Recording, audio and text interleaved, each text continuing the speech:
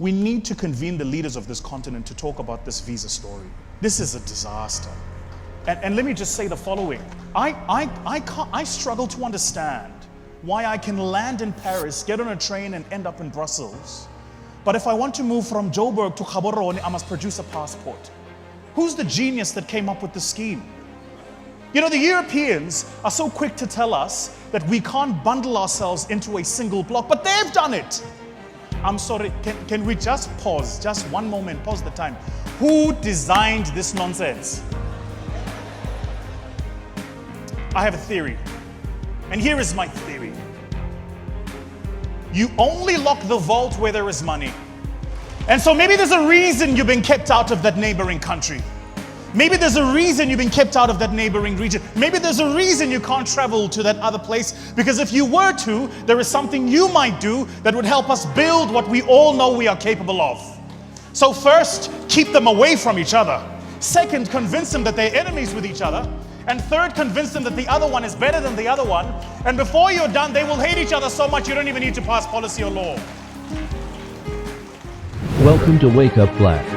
Educate and enlighten. Imagine the cowards we must be to be born of forefathers who liberated our continent from colonizers, only for you and I to be broken down by a tweet. And so the question, I think, for our moment and for our season today is, do you have the courage to rise above a hashtag? Will your life be nothing more than a demonstration of somebody else's opinion of you? Now, what is interesting is this. Notice the means of the enemy. When he is well aware that you are on the path to your greatness, he makes the noise to distract you. I had a conversation with a brother in Christ of mine, Grace, and I was sharing this with him, and he said, you know, Vusi, it's something very interesting, but if you are a runner, an athlete, a marathon runner, say, and you're running on the track and you're doing a 3,000 meter, 8 laps around a 400 meter track, he says, do you know what happens? I said, what? He said, each and every single one of the people in the grandstands has something to say every time you come around the grandstands. He says, but of course they have the breath to say something. They're not using their breath to physically exert themselves to achieve things. And so for those of us then who are quiet in the season, we are quiet because we are sparing our energy for the things for which our energy is called. We just don't have the time to do the things that don't matter. I think we're called on in this season as young Africans to seize power. To truly seize it. In the words of Frederick Douglass, power concedes nothing without demand. And so therefore, if we want a better life for ourselves, we must demand of that power. And I often hear young people today say things like this. You know, it's time for young people to rise. It's time for the old people to move out of the way. It's time, it's time, it's time. Let me tell you, young people, there is no old person going anywhere. If you want that seat in that office, in that boardroom, in that chamber, in that ministry, you're going to have to fight for it, because power isn't given, it's taken. And so the question as our continent rises is, will we be men and women of courage? Will we be the generation in 50 years' time that our children reference and say, they did it right? They had the template for how to truly pull out of each other the ability to work with each other. And something fascinating is happening today. I must tell you this. This is the good news. The good news is that we're no longer separated. The good news is that we find each other. The good news is that in this room, there are people who are following Vusi Thembekwayo on Instagram. I know I'm very good looking on Instagram, I must tell you, I am very good looking on Instagram. But the good news is that even I have the privilege of following a Professor Lumumba's work. No matter where in the world I find myself, where there are Africans who are speaking, leading, evangelizing, and growing others, we now have the ability to find each other. The true question is, will we have the ability to build with each other? You see, to date, our building strategies all center on these borders that were drawn for us and not by us. And so it becomes the question of, is your nation thriving versus mine? I had this conversation with a friend of mine who also works in capital markets like me in South Africa. I said, I'm really confused by this feud we have with Nigeria. I genuinely don't understand it. Why do we constantly migrate to the global north, and South Africa tries to posture against Nigeria and Nigeria against South Africans? What's the game here? What's the gambit? Whom is it that we're trying to please, and against whom are we trying to please them? Because each time we find our leaders playing that game, the question perhaps we should ask is, who is the master you're trying to please? In this moment and in this season, I think as a generation, we are called to truly understand what it's going to take, one and all, to work with each other, but to build with each other. This is, I think, the generational mission of the platform. I said this to my brother, Pastor Pojo, the last time, and I will say it now here publicly, that what has started as the platform Nigeria, in my mind, needs to be the platform Africa.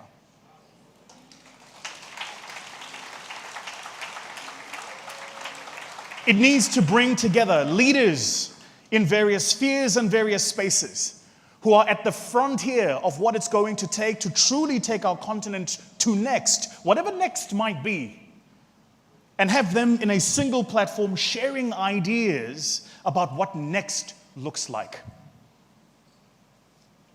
In my world, I spend an awful lot of time looking for investment arbitrage, an awful lot of time looking for the ability to buy X and sell at Y in a particular time period, and make sure that my risk, what we would call in finance your risk adjusted for the cost of taking that risk, make sure that you earn a return that is commensurate to what the investors are looking for. And often one of the things we do as investment professionals is, where we might lack the opportunity to find a true, a meaningful arbitrage, is we will invent it just by purely looking at the various countries and citizens and the natures of those countries and where there might be an underweighting one asset class of another. That is to say, rather than meaningfully creating and adding value, we're skimming off the top of the cappuccino and milking the froth. And every time you do, the investors are simply asking the question, is there froth, rather than, have you made a fresh cup of cappuccino? So in this moment then, and in this season, it's important that we unite, that we truly pull each other towards each other. I will say it here. I will unite with any man and woman to do right. I will unite with nobody to do wrong. Amongst our greatest naiveties, I think, is that we presuppose that in the world of good and evil, it exists a little bit like it does in the superhero movies. It's how we approach the world. There's a bad scenario and superhero flies in and saves things. And then forever and a day, things will be better after that. Reality does not mirror that expectation. In reality, most people are complex. Most societies are complex. The challenge for us is whether or not we individually can be a force for good, a true force for greatness. What I wanted to seek and find was to answer a simple question. What does it take for Africans to be great? It's a simple question. Now, because of the nature of my work, I went and looked for the actual thing that I could prove here, the scientific thing that I could go, statistically, if you do these things on a balance of probabilities, you will achieve whatever greatness is defined as for you. And here is what I found. I found that in every instance where there was a particular set of factors that made a population group or a citizenry or a nation achieve its goals, if you took those very same factors and plugged them into a different citizenry, the numbers would not tally. That is to say the following, that beyond strategy, beyond information, beyond policy, formations and conversations, all of which, by the way, are fundamental, there is a single truism that holds, an ingredient without which the coffee doesn't taste good, and the ingredient is this: choice. Do the people of those countries choose to be great? You know this is true, by the way, because there are a lot of choices we make as people that filter into just how we think about ourselves. When you say or hear people say things like, this is just how we do things in Nigeria, that kind of statement is often diminutive. It reduces us to the basic bare minimum and says, accept this because this is the standard. In other words, even though we could choose better, we choose what we just get. That greatness is truly a choice. If greatness is a choice, last time Pastor Pojo shouted at me for not having a presentation. I've got one today. There are three things then that I think we should all consider in this moment and in this season. The first, I think the era of demographics is dead. I think the era of framing ourselves by the tribe we come from, the background we come from, the place we went to, or how we were raised is moved. I think what we've become today is not just a demographic people. What we have become today is a psychographic people. We are connected in the way we think about the world, not just the way we exist in the world.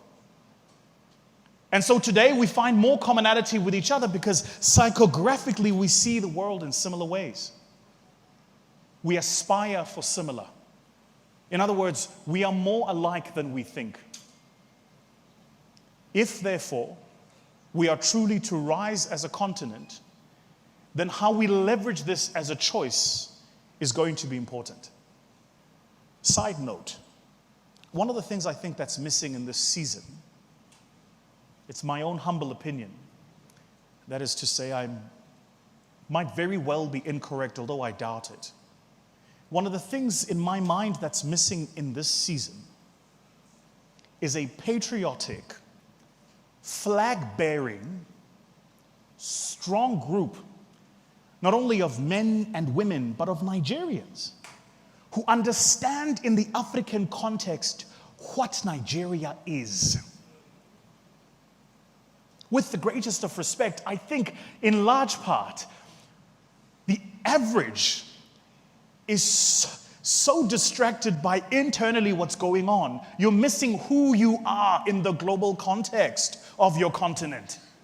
You're too worried about what's being said or who's japaying or who won the elections or what's next without thinking consciously about what you could do as an economy if Nigeria decided we're going to set the path for the rest of the region. As a consequence of this, absent of leadership, what happens? Everything that we have been seeing. And so the question for this moment, for each and every single one of us, is will we be the courageous men and women who recognize the season we are in? I'm not sure how many of us have traveled to my country of South Africa. Any of you here? Hands up. When you do, and I hope for all of you that you do, which, by the way, side note, a conversation we must have, and Brother Pojo, I don't know how we do this. We need to convene the leaders of this continent to talk about this visa story. This is a disaster. And let me just say the following. I struggle to understand why I can land in Paris, get on a train, and end up in Brussels. But if I want to move from Joburg to Gaborone, I must produce a passport. Who's the genius that came up with the scheme? You know, the Europeans are so quick to tell us that we can't bundle ourselves into a single block, but they've done it. When you publish this, you must just leave that part out because I'm busy raising money from them. You know, I don't know. They're going to say he's too radical.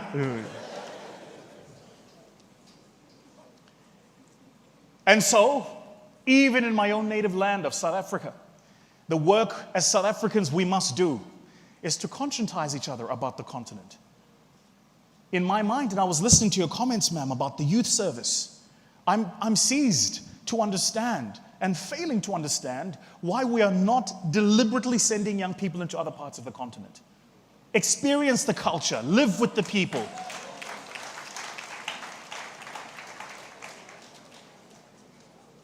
To come here, to be here in this beautiful country, I had to go through Ethiopia. From Ethiopia, I was in Zambia.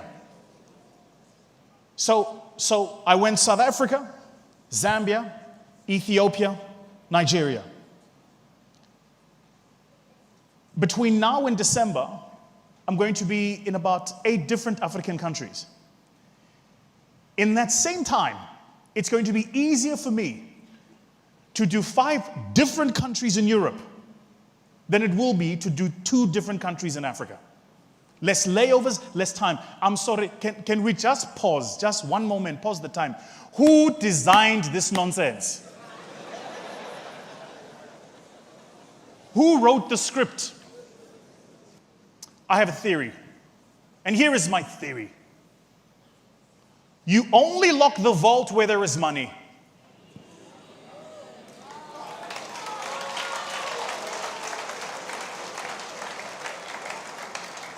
And so maybe there's a reason you've been kept out of that neighboring country.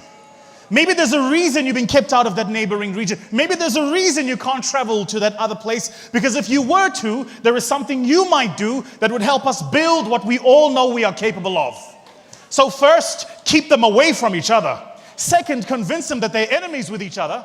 And third, convince them that the other one is better than the other one. And before you're done, they will hate each other so much you don't even need to pass policy or law.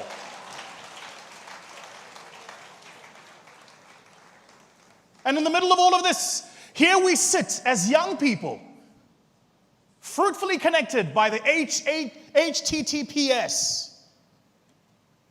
And we're more worried about what's trending and commenting on it, rather than how do we meaningfully build with each other and do business. I came to tell you here today that I'm only interested in meaningfully building and doing business. I'm only interested in understanding how do we take the platform and put it in Johannesburg or put it in Cape Town. And how do we have not just this conversation here, but that conversation there? Because until and when Africa truly is of a single mind, it will continue to be the fodder and the meal for the rest of the global average. I don't know about you, but I would like a world slightly different for my children than the one I grew up in. So we must recognize then that our value to the world is cemented. And recognize beyond that, that even that very idea of what it is that is our value is changing. There are 5 fundamental ways value is changing. I'm going to spend a minute on them. The first is value is changing around how we think of our identity as Africans. The second, how we think around what is truly wealth as Africans. The third, how we think around what we're building as the next generational legacy as Africans. The fourth, this archetype of these binary ideas we've always had, they and us, recognizing that we operate as a single block and in unison. If we don't understand and leverage each of these value constructs, we are missing the fundamental layer that is layered into our society today. Just our identity alone. 20 years I've been a speaker now, 19 this year. I became a professional speaker at the age of 19 years old. I'm 38 now. For half my life, I've had the incredible grace, by God's grace, of standing on platforms such as this and looking into eyes like yours. There is no part of my story that should bring me here. I don't come from a family of orators. I don't come from a family of means. I don't come from a family of wealth. One of the challenges we've struggled with in South Africa post-apartheid has been crime. I know this because my father was murdered when I was 13 years old. 8 times my father was shot for a cell phone. To this day, twice the case has been opened, both times the docket has been lost. Far be it for me, as a proud South African, to travel the rest of my continent and speak poorly about my country, but what it is I am trying to help you understand is there is no part written into my past that makes my present possible. And so it is not only then, but by the grace of God, but more importantly, because I was able to meet that grace with work and opportunity. that most of us in this room are simply denied that work and that opportunity. What could we do when we truly come together as a single block? A week ago, I was in East Africa, Kenya, Tanzania, Uganda. Today, I'm here. I make it my intention to travel the continent. Because, and on this point I will end with this. You see, it's easy for a politician to lie to you about Pan-Africanism when you've never traveled Africa. They can tell you their version of it because they've never been there. They will tell you how Africans speak even though they've never been there. Which, side note, why do Nigerians add O to everything?